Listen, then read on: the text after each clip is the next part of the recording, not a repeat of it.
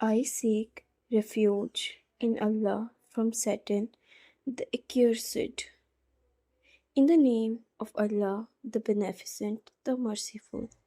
Alif Lam Mim.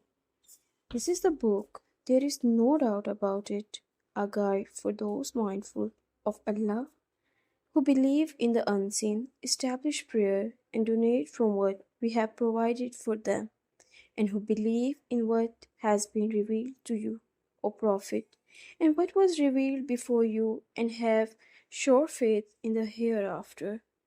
It is they who are truly guided by their Lord, and it is they who will be successful.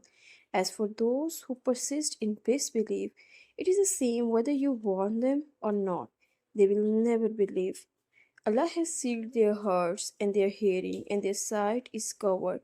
They will suffer a tremendous punishment. And there are some who say, we believe in Allah and the last day, yet they are not true believers.